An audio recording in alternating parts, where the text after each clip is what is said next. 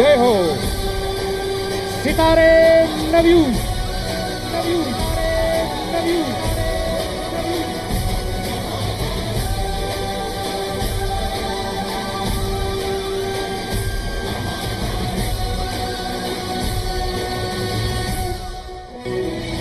बोलिए कृष्ण कन्हैया लाल की।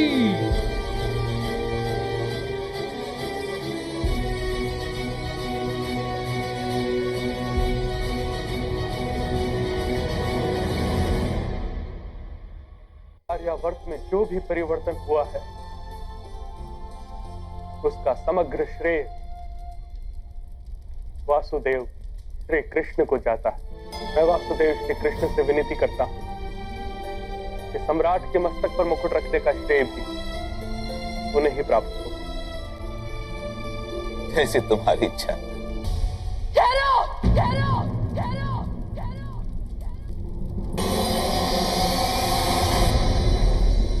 वासुदेव को क्यों सम्मान दिया जा रहा है? वासुदेव का तो कोई अधिकार ही नहीं है इस सम्मान का। गांधारी, वासुदेव का अधिकार सबसे अधिक है। वो तो हस्तिनापुर का सद्भाग्य है कि राज्याभिषेक जैसे पावन अवसर पर वासुदेव स्वयं उपस्थित है। ज्येष्ठ भ्राता उचित कह रहे हैं भविष्य। वासुदेव कृष्ण से अधिक शक्तिमान समग्र विश्व में कोई नहीं। जानती हूं मैं कि वासुदेव नहीं होते तो पांडु पुत्रों की विजय नहीं होती।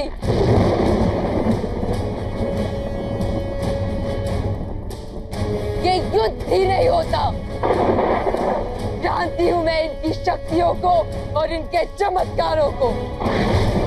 जानती हूं कि उस सभा में द्रौपदी की मर्यादा का रक्षण वासुदेव ने ही किया था, किंतु इतनी शक्ति होते हुए भी क्यों ये युद्ध होने दिया वासुदेव? इतने छल, इतने कपट, इतना अन्याय क्यों होने दिया? सुनो देवकी नंदन, सुनो वासुदेव, सुनो, सुनो, इस आर्यव्रत से उठ रहे रुदन की ध्वनि सुनो। एक माता के हृदय की भूमि पे दुख के तांडव को देखो। हम सब तुम्हारे हाथ की कठपुतलियां हैं, तो क्यों हमारे पास ऐसा भयानक नृत्य करवाया तुमने? कुरुक्षेत्र की भूमि पे सबसे बड़ा धर्म तुमने किया है वासुदेव, तुमने। वास्तव में दंड के अधिकारी तुम हो।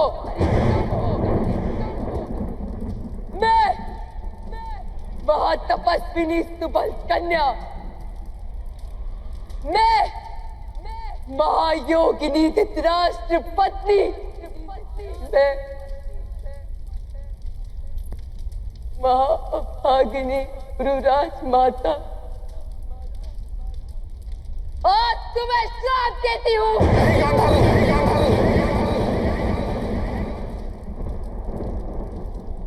नहीं राजमाता। हाँ, श्राप देती हूँ। जिस प्रकार तेरे वंश का नाश हुआ है, इसी प्रकार तुम्हारी आंखों के सामने तुम्हारे यादव वंश का नाश होगा।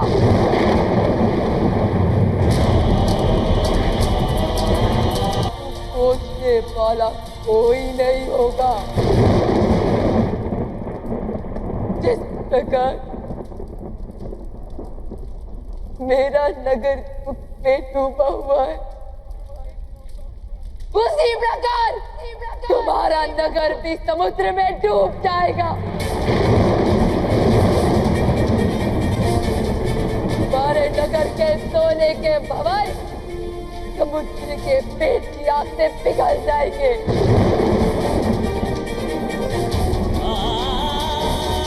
और तुम किसी वन में अकेले अशक्त और वृद्ध पशु की भांति एक शिकार के हाथों फेंक दिए जाओगे।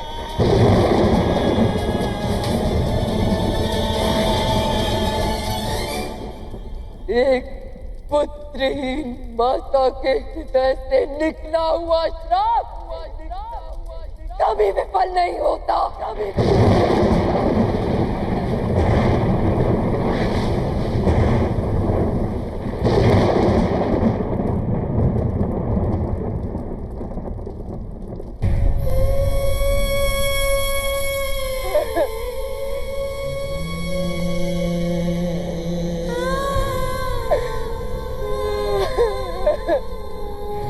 कांता, ये तुमने क्या किया? वासुदेव को उनके उपकारों का इतना भयानक फल दिया आप।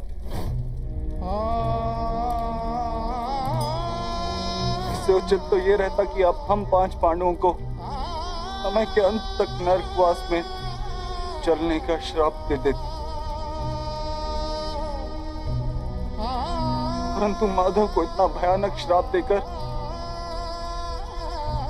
आपने समग्र विश्व को अनाथ कर दिया।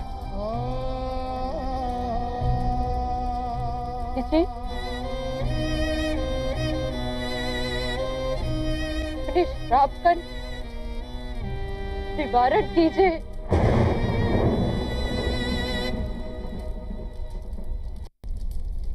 मुझे क्षमा कर दीजिए वासुदेव। मेरे 100 पुत्रों की मृत्यु ने मेरे मन को भावना कर दिया।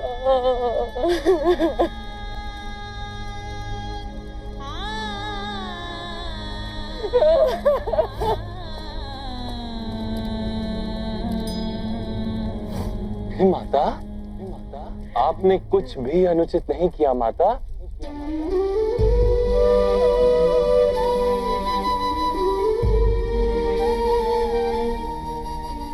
आपका क्रोध उचित है,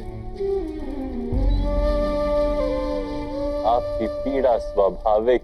मैंने भी प्रति क्षण इस पीड़ा का अनुभव किया है माता। कुरुक्षेत्र में जब किसी के अंग कट रहे थे तो रक्त मेरा बह रहा था, कोई वीर गति को प्राप्त होता था तो अपनी पीड़ा की धरोहर मुझे देकर जाता था। विजय का सुख मैंने भोगा है माता, तो पराजय का दुख भी केवल मैंने भोगा है।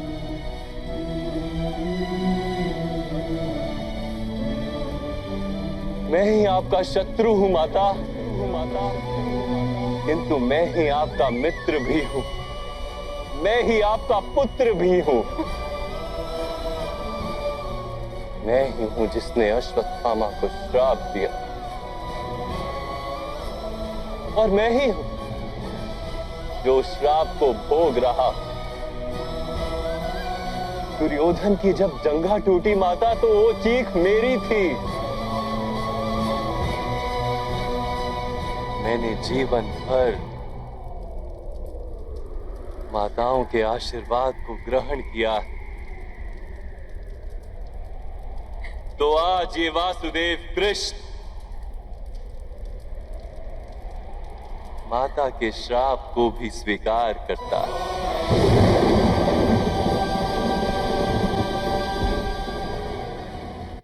मैं आपको वचन देता हूं माता,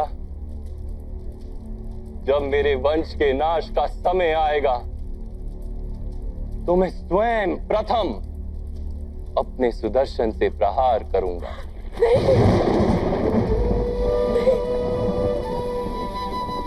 इतना भयानक श्राप से मेरे मुख से निकल गया।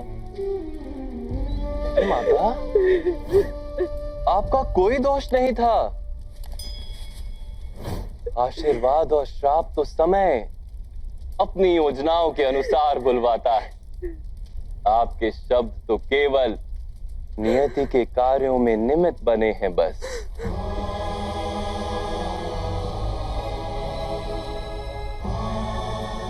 परंतु वासुदेव, परमात्मा ने इतना विशाल आयोजन क्यों किया? महामंत्री, आर्यवर्त की ये पुण्य भूमि 16 जनपदों और कई अन्य राज्यों में विभाजित। यहाँ की प्रजा को ये ज्ञान ही नहीं था कि वास्तव में वो एक राष्ट्र की प्रजा ही है। किंतु अब समग्र आर्यवर्त में एक शासन होगा महामंत्री, एक जैसी व्यवस्था होगी, एक राजा होगा और राष्ट्र का एक नाम होगा, एक जैसे सिद्धांत और एक अनुशासन होगा। इस भूमि पर एक ही ध्वजा होगी और सबके लिए एक जैसा न्याय होगा।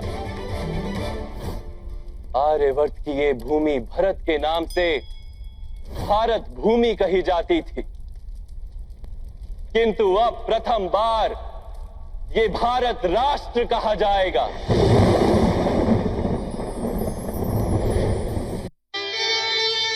जो कुछ है संसार में, जो कुछ है संसार, इसी कथा में कह दिया वेद व्यास ने याद रखें हम आप सब कर्मों के परिणाम,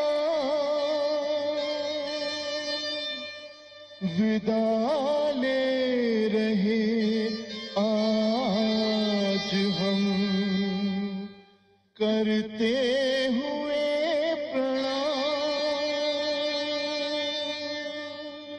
सीख हम बीते युगों से नए युग का करें स्वागत, जय हो। करें स्वागत, सितारे नवयुग, नवयुग, नवयुग।